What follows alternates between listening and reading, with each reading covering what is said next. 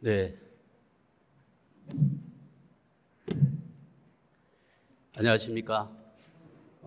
지금 2021년도도 저물어가는 것 같습니다. 연말을 맞이해서 많은 공사간 일들이 많이 있을 것입니다. 그럼에도 불구하고 오늘 이 귀한 자리에 함께 참여해 주신 여러분 모두를 진심으로 환영합니다. 오늘 정말로 귀한 분들이 많이 오셨고요. 오늘은 특별히 이 수원 지역에 계신 분들은 물론이고 우리 경기도의 모든 시에서 군까지 있네요. 시군구에서 오늘 많은 분들이 참여해 주셨습니다. 진심으로 감사드립니다. 오늘 저는 한 30분 정도 특강의 말씀을 올리도록 하겠습니다. 시간을 좀 재면서 시간을 좀 잘 지키도록 하겠습니다. 오늘 노멀 시대, 뉴 노멀 시대, 길을 묻다, 이런 인문학적 제목을 한번 붙여보았습니다. 지금 이 시대는 변화하고 있습니다. 그러나 변화의 방향이 어딘지, 어디로 가야 될지 방황하고 있는 지금이라고 생각이 되어집니다. 오늘 여기에 새로운 지평의 문을 여는 그러한 내용으로 말씀을 올리고자 합니다. 오늘 이 상징물은 파리에 가면은 에펠탑이 있고 미국에 가면 자유의 여신상이 있습니다. 미국 뉴욕 허드슨강 주변에 자유의 여신상이 우뚝 서 있습니다. 이 자유의 여신상은 미국 독립기념일 100주년을 기념하는 상징물입니다. 1876년도에 세워졌는데요. 미국은 독립기념일이 1776년 7월 4일입니다. 100주년이 지나서 이 상징물이 세워졌습니다. 이 상징물은 미국인에 의해서 세워진 것이 아니고 프랑스인들이 세워준 상징물이 됩니다. 프랑스에 가면은 에펠탑이 있는데 이 에펠탑은 프랑스 대혁명 100주년의 기념적 상징물이 되겠습니다. 이 두 상징물이 의미하는 것은 자유민주 세계를 대표하는 하나의 랜드마크라고 할 수가 있습니다. 지금 미국이 독립한 지 245년이 되었고요. 프랑스 대혁명이 일어난 지 232년이 되었습니다. 250년을 넘지 못해서 지금 자유민주 세계, 특히 자본주의 시장 경제를 중심으로 한 서구 세계가 흔들리고 있습니다. 굉장히 큰 위기를 맞고 있는 것입니다. 이러한 민주주의 세계를 만들기 위해서 혁명은 시작이 되었는데 사실 이 혁명의 시작은 인간에 의해서 시작된 거 아닙니다. 외적인 힘에 의해서 혁명이 시작이 되었습니다. 그 혁명의 시작은 바이러스를 중심으로 해서 환경의 변화가 오면서 혁명은 시작이 되었습니다. 로마 제국이 멸망할 때 여러 가지 로마 제국의 멸망의 원인을 이야기하고 있습니다마는 이때 세계의 패권을 장악하고 있었던 로마 제국도 결국은 전염병의 확산으로 인해 가지고 쇠망의 길로 접어들게 되었고요. 천년의 역사를 이어온 중세 이 시대도 결국은 그 무너짐의 시작은 인간의 의지가 아닌 문명에 대해 전환을 날렸던 패스트의 확산이었습니다. 유럽 인구의 3분의 1이 사망을 했다고 하지 않습니까?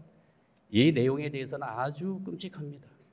그러면서 중세 이 천년의 역사를 마감시키고 새로운 역사를 출발시키는 도화선이 되었다고 하는 것을 우리는 알게 되어집니다.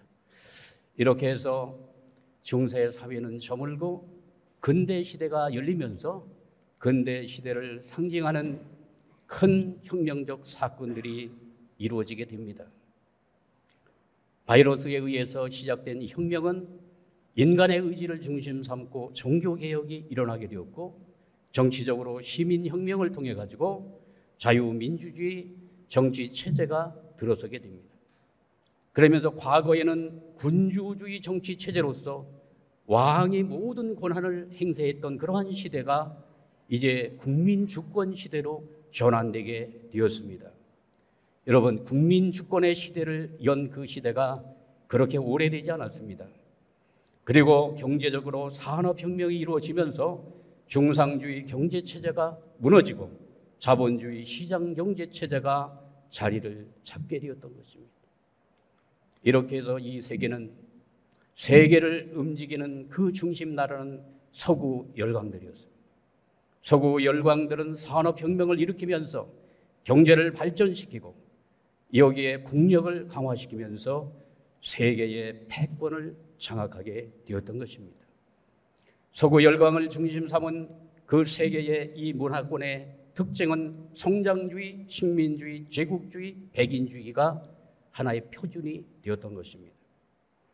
성장지상주의, 모든 것이 경제로 평가가 되어지는 경제지상주의, 그리고 식민지를 얼마나 많이 거느리냐가 그 나라의 국력이요, 그 나라의 위상을 표상했던 식민주의, 제국주의, 그리고 백인 우월주의를 중심 삼은 서구 열강들의 문화권. 이 문화권은 물질의 욕망을 극도로 추구하는 빼앗아오는 문명권으로 특징을 지을 수가 있겠습니다. 이제 이 250년을 가기도 전에 서구 문명의 위기를 맞이하게 된 것입니다. 인간의 정체성의 위기가 찾아왔습니다. 무한경쟁, 승자 독식, 약육강식이라고 하는 이러한 문명의 한계를 드러내면서 지금 2020년 5월 25일 미국 미네소타주의 백인 경찰이 흑인을 진압하는 과정에서 너무나도 강하게 진압을 하면서 여기에 흑인이 압살을 당해서 죽음을 당했습니다. 이것을 계기로 해가지고 지금 미국 내에 엄청난 인종차별에 반대하는 그러한 시위가 연일 이어지고 있는 것입니다. 끌어내리고 페인트를 부어버립니다. 동상을 파괴하고 끌어내리다가 누군가 다치기도 합니다.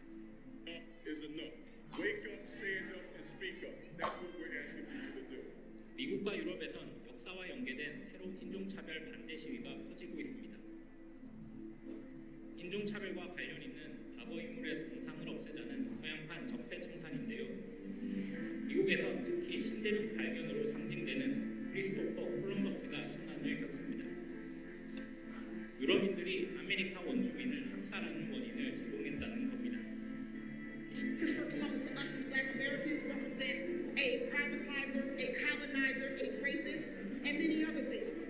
흑인 노예제를 홍보한 인물들도 공격을 피할 수 없습니다. 19세기 남북전쟁 당시 남부를 이끌었던 제퍼슨 데이비스가 주된 표적입니다. 노예제를 옹호하는 장군의 이름을 딴 군 기지명도 바꿔야 한다는 주장이 나옵니다. 백악관은 시위대 요구를 지금 제국주의, 특히 전쟁 영웅들의 동상들이 비참하게 끌어내림을 당하고 있습니다. 콜럼버스의 동상이 지금 순환을 당하고 있지 않습니까? 콜럼버스를 통해 가지고 미국의 대륙에, 신대륙의 정복의 역사가 시작이 되었죠. 여기에서 많은 희생이 이루어지게 되었던 것입니다. 이제 250년을 넘지도 않아서 이제 서구 사회가 만들어 놓았던 인종차별, 그리고 여러 가지 빈부의 격차, 이런 내용으로 해서 서구 사회는 균열이 생기고 이제 한 걸음 더 나가서 이제 구체적인 지금 어려움에 직면하고 있는 것을 목격하게 되어집니다. 과연 서구 사회를 중심 삼았던 이 문명은 지속 가능한 문명이 될 것인가? 여기에 물음표를 던지고 있는 것입니다. 여러분은 어떻게 생각하십니까? 지금 지구촌에 당면한 세계 인권의 문제, 인종 문제죠. 지구촌 온난화 문제, 지구촌의 빈부 격차의 문제, 자연 생태계의 파괴 문제, 종교의 갈등 문제, 성도덕의 붕괴와 가정 해체의 문제들, 이러한 문제들을 과연 대서양 문명권의 그 내용을 가지고 이 문제를 해결해 나갈 수 있을 것인가 물음표를 던지고 있는 것입니다. 이제 지속 불가능의 문명이라고 판결이 난 것입니다. 이렇게 해서 이제 서구 사회를 중심 삼았던, 서양을 중심 삼았던 대서양 문명권은 역사의 이제 저편으로 서서히 해가 저물고 이제 떠오르는 동방의 이 태평양 문명권을 중심 삼고 문명의 대이동은 시작이 된 것입니다. 이렇게 해서 하늘은 어려움을 극복하기 위해서 새로운 문명을 일으킬 그러한 나라를, 그러한 장소를 일찍이 예비하고 문명의 대이동을 시작을 했다고 하는 내용을 말씀을 드립니다. 그러면 어디로 이 문명은 이동하고 있는가? 오늘 이곳이 대한민국이기 때문에 이러한 말씀을 드리는 것이 아니고 이 태평양 문명권을 중심 삼고 미국에서 일본으로 건너와서 일본의 현해탄을 넘어서 한반도 대한민국으로 문명은 이동해 오고 있고 이미 이동해 온 것입니다. 이렇게 해서 이제 대한민국을 중심 삼고 서양 중심의 물질 문명과 동양 중심의 정신 문명이 화합 통일을 이루면서 새로운 신문명의 중심지로 한반도가 부상되고 있다는 내용을 말씀을 올립니다.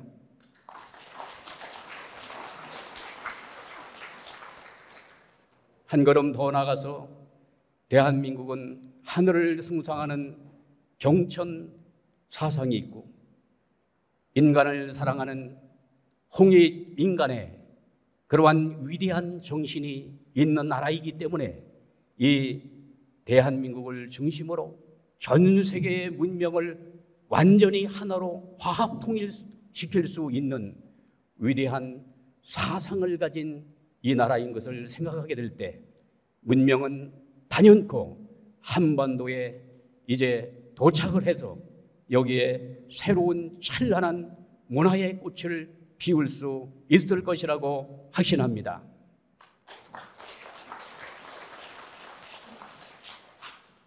이미 환태평양 시대를 선포하신 분이 계십니다. 그분이 바로 문선명 한학자 총재님이십니다.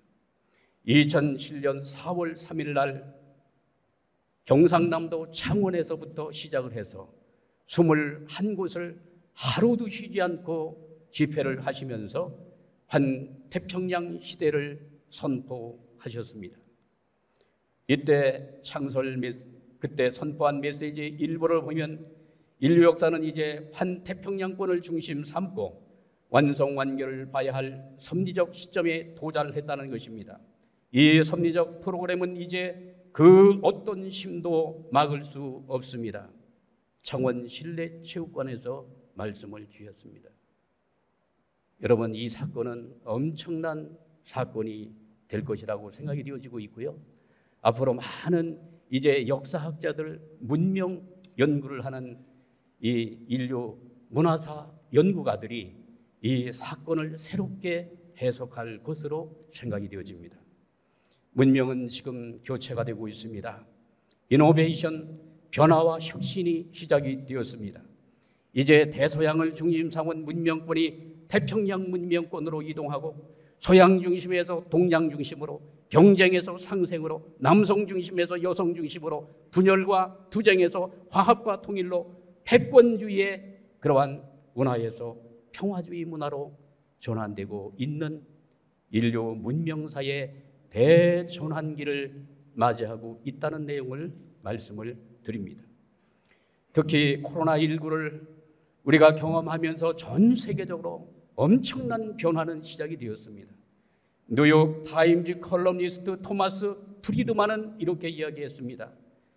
코로나19 이전과 이후의 시대는 완전히 다른 세계가 될 것이다. 우리가 경험해보지 못한 새로운 세계가 펼쳐지게 될 것이다. 이렇게 이야기를 하면서 코로나를 기점으로 해서 BC와 AC로 이렇게 시대 구분을 하면서 문명의 대전환을 세계 앞에 사설로 이 내용을 전파했던 것입니다. 이제 점점 재난혁명이 또 한 번 세계를 강타하면서 문화의 새로운 변혁은 속도를 더해가고 있는 것입니다. 이제 뉴노멀 시대, 새로운 시대가 열리게 되어진 것입니다. 뉴노멀이라고 하는 말은 새로운 기준, 표준이라는 뜻을 가지고 있습니다. 지금 강대국의 패권 싸움에 둘러싸인 국제 관계를 타파해주고 정치 이념, 사상 등 분열과 갈등의 시대를 완전히 극복해줄 새로운 뉴노멀 시대가 열리게 된 것입니다. 여러분, 이 단어는요 2004년도에 시작이 되어서 2020년도에 전 세계적으로 이 용어가 지금 회자되고 있습니다. 표준이 바뀌고 있습니다. 지금까지의 표준은 미국이 표준이었습니다. 정치도 미국이죠. 경제도 미국이죠. 모든 문화도 미국이죠. 인간이 입고 다니는 옷, 이런 유행도 전부 미국을 따라갔습니다. 미국이 표준이 되었던, 그 기준이 되고 표준이 되었던 그 시대가 지나가고 새로운 기준과 표준이 만들어지는 시대가 활짝 열리고 있다고 하는 이 내용을 오늘 우리가 마음에 새겨야 될 것으로 생각이 되어집니다. 이러한 내용을 일찍이 예견하시고 이러한 세계가 올 것을 일찍이 예견하시고 문선명 한학자 총재님께서는 문명의 표준이 바뀌는 대전환 시대가 올 것이라고 이야기를 하시면서 세 가지 제안을 하셨습니다. 앞으로 공생의 가치가 높이 숭상되는 세계가 올 것이다. 이것은 경제적 측면을 이야기하는 것이고 또 정치적 측면에서 공영주의를 말씀하셨고 그리고 윤리적인 측면에서 공의주의를 말씀을 하셨습니다. 이제 공생경제, 함께 살아가는 공동체를 만들기 위한 새로운 변혁이 시작되고 있는 것입니다. 지금 코로나19로 인해서 빈부의 격차가 너무나 크게 벌어지고 있습니다. 대한민국만 하더라도 여기 수원 시내 조금만 나가면 이 상가마다 매일매일 지금 샤타가 내려지는 그러한 상가가 얼마나 많이 생기는지 모릅니다. 상가가 문을 다 닫고 있습니다. 그러면서 지금 앞으로 이렇게 자영업이나 자기가 이게 사업을 했던 그런 사업들이 어려움을 당하는 그러한 분들을 어떻게 지금 살아가야 될 것인가, 이러한 내용을 놓고 볼 때 국제관계도 마찬가지입니다. 새로운 공생경제체제를 만들고 함께 번영하는 정치 공동체를 만들며 함께 윤리를 세워가는 그러한 공동체를 만들어 나가야 될 것으로 생각이 되어집니다. 특히 요즘에는 기업도 윤리가 필요합니다. 이것을 기업 윤리라고 하지 않습니까? 이제 기업은요 사회에 책임을 해야 됩니다. 사회적 책임. 이렇게 해서 요즘에 이제 소비자들은 현명해졌습니다.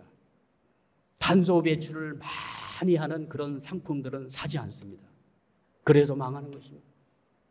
이렇게 해서 이제는 개인이나 가정이나 또는 기업이나 이제 윤리를 바로 세워나가야 됩니다. 특히 정치인들이 윤리, 이 도덕, 이러한 기준을 바로 세워나가게 될 때 공정한 사회가 되고 정의로운 사회가 만들어지게 될 것으로 확신합니다.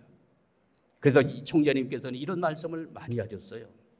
법치주의도 중요하지만 앞으로 더욱더 중요한 가치는 양심주의가 더욱더 중요한 세상이 올 것이다. 양심에 의거해서 정치를 하고 양심에 의거해서 사업을 하는 이러한 윤리의 체계가 세워진 그러한 공동체를 그렇게 말씀하시게 된 것입니다. 이제 새로운 표준이 만들어지면서 이제 우리가 회복해야 될 그러한 가치 가운데 하나가 글로벌 연대와 협력이라고 생각이 되어집니다. 이제는 손에 손을 잡아야 됩니다. 우리가 이런 말을 많이 했습니다. 빨리 가려면 혼자 가고 멀리 가려면 어떻게 가야 됩니까? 함께 가라. 요즘 저성장 시대를 맞고 있습니다. 과거에는 고속성장, 압축성장 시절에는 1년의 경제 성장률이 대단했어요. 그런데 지금 전 세계적으로 경제가 둔화의 그러한 상황으로 내딛고 있습니다. 이제 우리 모두가 함께 번영의 길로 나가는 것은 이제 경쟁 체제에서 공생 시스템으로 이제 우리 모두는 하나의 운명 공동체라고 하는 의식을 가지고 글로벌 연대와 협력을 이룰 때라고 생각이 되어집니다. 유발 하랄이라고 하는 유명한 역사학자가 있습니다. 예루살렘 히브리 대학교의 역사학과 교수입니다. 이분이 다보스 포럼에서 기조연설을 했어요. 74년생이에요. 그런데 대단한 석학입니다. 세계가 이분의 이 말 한마디 한마디를 주목하고 있습니다. 이분이 이런 얘기했어요. 지금 세계는 연대할 것인가 반목할 것인가 인류는 선택해야 된다. 여러분, 이 말은 굉장히 의미심장한 말이라고 생각이 되어집니다. 지금까지는 빨리 가기 위해서 손을 다 부딪히고 1등으로 달려가는 그러한 나라와 그러한 조직과 개인이 승자 독식을 했습니다. 이제 그렇게 가다가는 미래가 보이지 않는다고 생각이 되어집니다. 글로벌 연대와 협력의 기반을 구축하기 위한 이제 세계인들의 노력은 시작이 되었는데 이 중심에 한학자 정재님께서 중심에 서시게 되었습니다. 2018년부터 지속적으로 글로벌 연대와 협력 기반을 구축하기 위한 월드 서밋을 준비해 나오셨습니다. 저들도 처음에는 왜 이렇게 국제 행사를 많이 해야 되는가? 이렇게 저희들은 많이 불평도 했습니다. 그러나 이 글로벌 연대와 협력이라고 하는 이 기반이 얼마나 중요한 의미와 가치를 지니는 것인가를 저희들이 깨닫고 감탄을 금치 못하고 있습니다.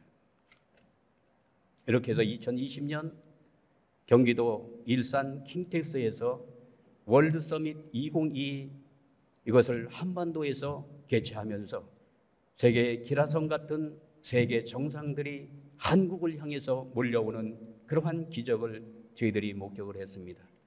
이 자리에 참여한 분들도 많이 계실 것입니다. 이때 반기문 총장이 나오셨습니다. 반기문 총장은 세계의 유엔의 대표로서 얼마나 많은 국제 행사를 했겠습니까? 그런데 우리가 진행을 했던 일산에서 그 세계적인 석학들을 모시고 그리고 수반들을 모시고 이루어지는 이 세계적 행사의 경탄을 금하지 못했습니다. 그리고 한학자 문선명 총재님의 그 위력이 얼마나 대단한 것인가 이런 것을 깨닫는 자리가 되었다고 하면서 이때부터 적극적으로 반기문 총장께서 저희와 함께하고 계십니다. ISCP 총회를 통해서 세계적인 그러한 국가의 수반을 경험을 하면서 많은 노하우를 쌓았던 그러한 정상들을 모아서 ISCP 그러한 총회를 개최하면서 그분들의 지혜와 그리고 경험을 중심 삼고 세계 평화를 어떻게 이루어 나갈 것인가에 대한 회의를 같이 개최하기도 했습니다. 그리고 최근에는 글로벌 네트워크 연대체를 만들어서 세계평화 정상연합, 세계평화 국회의원연합, 세계평화 종교인연합, 언론인연합 이러한 글로벌 네트워크 연대체를 만들어 나가고 있습니다. 앞으로 세계 문제를 해결해 나가기 위해서는 극복해야 될 과제가 있습니다. 뭐를 극복해야 되느냐면 첫째가 국가주의를 넘어가야 됩니다. 국가 이기주의를 넘어설 수 있는 초국가주의, 그 다음에 종교의 벽을 넘어가야 됩니다. 그러니까 초종교주의, 그리고 인종의 벽을 넘어가야 되기 때문에 초인종주의, 이렇게 해서 초국가, 초종교, 초인종이라고 하는 경계선을 넘어서 글로벌 네트워크 연대체를 만들면서 이제 지구촌에 당면한 그러한 우주적인 문제, 지구촌의 문제들을 하나하나 해결해 나가야 되는 그러한 중심의 역할을 감당해 나가는 그러한 조직이 나타나야 된다고 생각하지 않습니까? 동의하십니까? 여기에 영부인 연합, 학술인 연합, 경제인 연합, 예술인 연합 이런 연합까지 만들면서 총체적으로 이제 입체적으로 종합적으로 이 세계적인 문제를 풀기 위한 그러한 섭리가 시작이 된 것입니다. 한 걸음 더 나아가서 지금 코로나로 인해 가지고 집회를 할 수 없습니다. 여러 가지 국제 행사를 할 수 없는 그러한 상황 속에서 한학자 총재님께서는 비대면 라이브 플랫폼을 구축하라고 명령을 하셔서 이제 초연결 시스템을 가동하면서 저희들이 인터넷을 통해서 온라인을 통해서 모든 행사, 포럼, 세미나 이런 국제 행사를 할 수 있는 플랫폼을 구축을 하면서 기라성 같은 세계적인 인물들을 초청해 가지고 포럼을 시작을 했습니다. 입체적으로 다 들어올 수 있습니다. 미국의 전문가들, 일본, 전 세계의 전문가들을 이 플랫폼 안에 전부 초청을 해가지고 이제 비행기 타고 비싼 돈 소비하면서 올 필요 없습니다.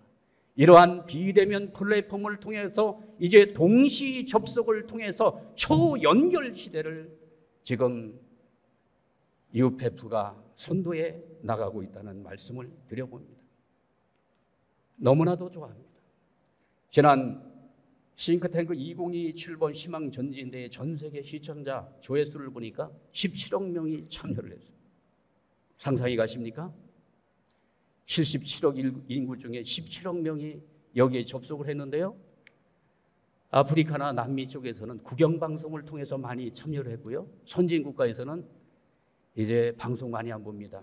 인터넷 방송, 유튜브입니다. 유튜브 채널을 통해 가지고 엄청나게 많은 사람들이 새로운 소식을 접하고 새로운 문명권의 도래를 이렇게 접붙임 받는 귀한 자리가 된 것입니다.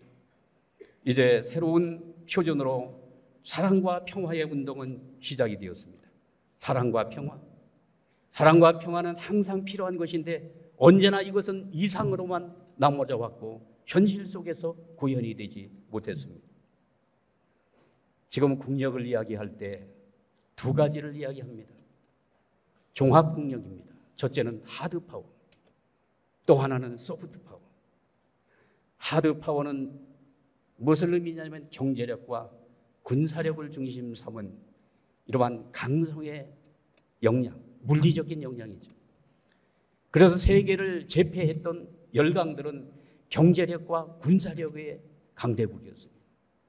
이제 이 경제력과 군사력만 가지고는 강대국이 될 수 없다고 이야기하고 있습니다. 어떠한 힘을 길러야 되느냐? 소프트 파워의 힘을 길러야 되는데 그 소프트 파워가 바로 사랑을 중심 삼은 감화력과 사람의 마음을 사로잡는 이 매력을 지닌 나라, 이런 나라가 이제 앞으로 강국으로 부상한다고 말하고 있는 것입니다.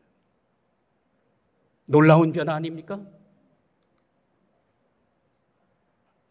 문선명 총재님께서는 이 소프트 파워에 대한 이 내용을 일찍이 감지하시고 사람의 마음을 끄는 힘, 이것은 문화예술을 통해서 만들어진다고 하시면서 1962년도에 리틀 엔젤스를 창단하시고 84년도에 유니버셜 발레단을 창단을 하시게 됩니다.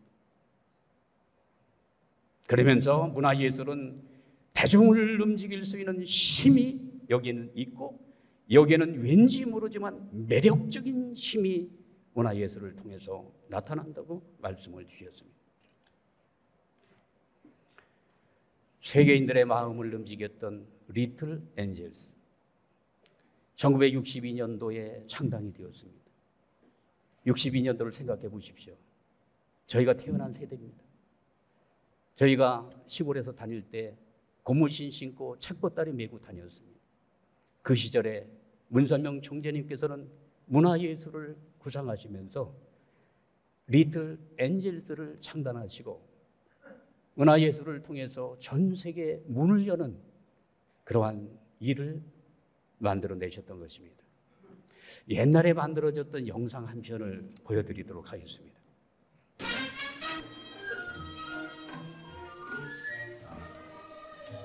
엘리자베스 여왕의 특별 초청을 받고 런던에서 대한뉴스 이광재 특파원의 보도. 박보희 한국문화자유재단 총재인설로 일행 45명이 런던 공항에 도착 최경록 대사의 마중을 받았습니다.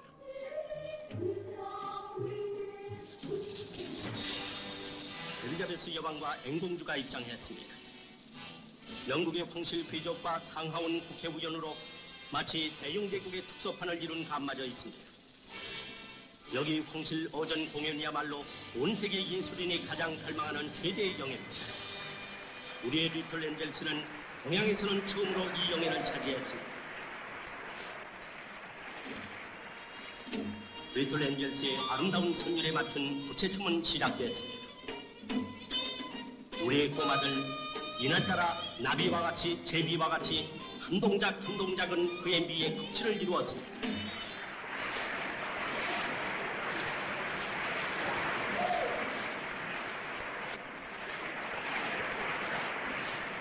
고요한 아침의 나라 동양 예지국의 대한의 어린이는 어머니의 품을 잠시 떠나 이와 같이 국위 선양에 온 종류를 다하는 것입니다.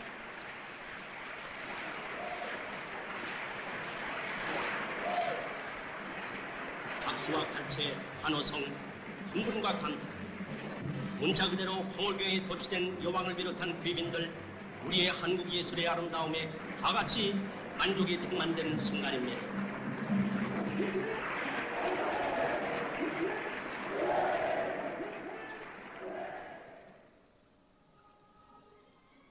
여왕께서는 대영제국 황실의 의전 규정을 잠시 잊고 황실 공연 사상 그 전에 없었던 우리 일행을 직접 만나주시니 박보희 총재, 심순신 단장이야 리틀 엔젤스는 은으로 만든 기념 메달과 우리 한국의 인형을 선사하는 것입니다.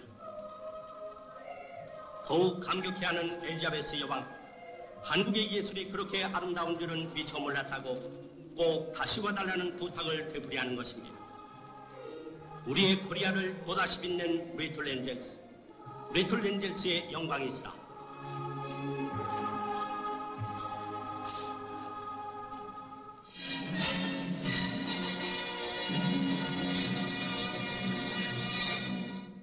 여러분, 이것은 문화공부부에서 옛날에 영화관에 가면 대한뉴스에서 많이 보았던 시절이 생각나지 않습니까?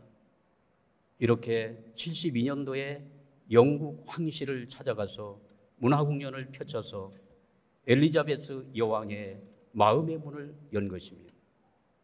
뿐만 아니라 그 미국 사회의 이 황인종의 인종차별에도 불구하고 백인들의 그 마음의 문을 열었던 것은 바로 이 강력한 문화의 힘이 있었기 때문인 것입니다. 소련 제국의 고르바초프의 그 마음의 문을 연 것도 결국은 문화 예술의 힘으로 이 리틀 엔젤스의 이 공연을 통해 가지고 그들의 마음이 다 열리게 되었던 것입니다. 한국 문화가 표준이 되는 시대가 오고 있습니다. 전 세계는 K컬처 문화에 지금 엄청난 반향을 일으키고 있고 여기에 함몰되어 나가고 있습니다. BTS의 음악과 한국의 드라마 전 세계인의 인기 있는 드라마로 부상하고 있고요. 영화, 웹툰. 이제 한국 것이 세계의 표준이 되어지는, 기준이 되어지는 그러한 시대가 열리고 있다고 하는 증거가 아니겠습니까? 지금 대한민국은 문화강국으로 부상하고 있습니다.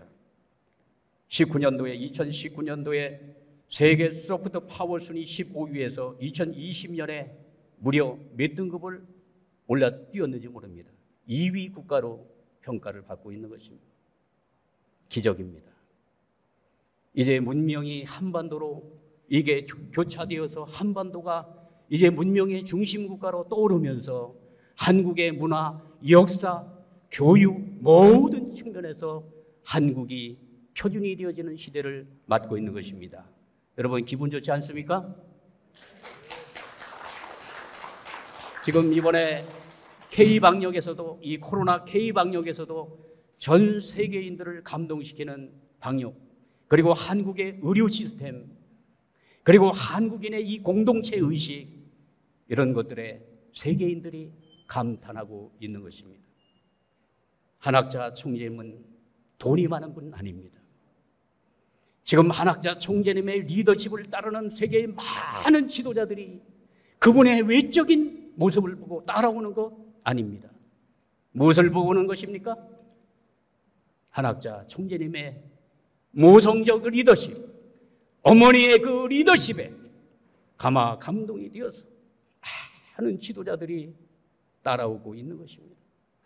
이제 앞으로 세계를 움직이는 것은 경제의 힘, 군사력의 힘, 물론 이것도 바탕이 되어져야 되지만 그것보다도 더욱더 중요한 것은 사람의 마음을 움직이고 사람의 마음을 감동시키는 소프트 파워를 가진 그러한 나라가 되어질 때 세계 강국으로 부상할 것으로 확신합니다.